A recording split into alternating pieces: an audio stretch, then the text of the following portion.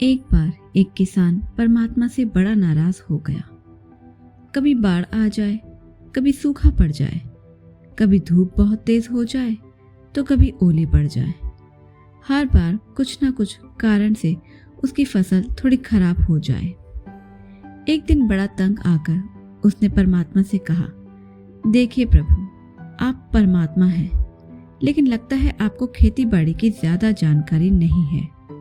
एक प्रार्थना है कि एक साल मुझे मौका दीजिए, जैसा मैं चाहूं वैसा मौसम हो, फिर आप देखना मैं कैसे अन्न के भंडार भर दूंगा।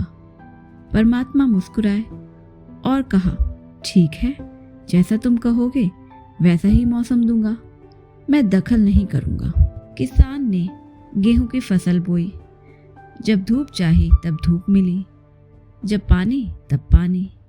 तेज धूप, ओले, बाढ़, आंधी तो उसने आने ही नहीं दिए।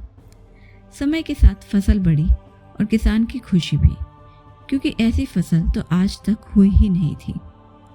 किसान ने मन ही मन सोचा, अब पता चलेगा परमात्मा को कि फसल कैसे करते हैं।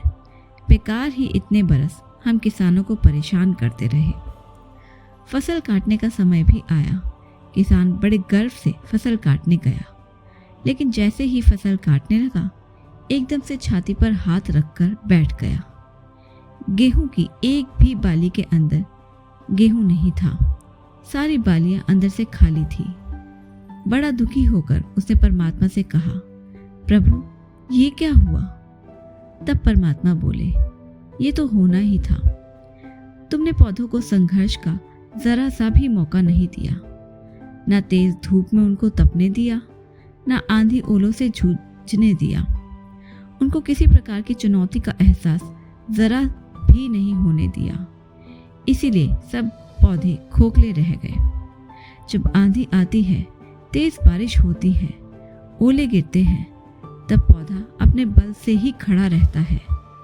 वो अपना अस्तित्व बचाने का संघर्ष करता है, और इस संघर्ष से जो बल पैदा होता है वही उसे शक्ति देता है, ऊर्जा देता है, उसकी जीव जटा को उभारता है। सोने को भी कुंदन बनाने के लिए आग में तपने, हथौड़े से पिटने, गलने जैसे चुनौतियों से गुजरना पड़ता है, तभी उसका स्वर्णिम आभा उभरती है, उसे अनमोल बनाती है। उसी तरह जिंदगी में भी अगर संघर्ष ना हो, चुनौती ना हो, तो आदमी खोखला ही रह जाता है। उसके अंदर कोई गुण नहीं आ पाता। ये चुनौतियां ही हैं जो इंसान रूपी तलवार को धार देती हैं, उसे सशक्त और प्रखर बनाती हैं। अगर प्रतिभाशाली बनना है तो चुनौतियों को स्वीकार करना पड़ेगा, अन्यथा हम खोखले ही रह जाएंगे।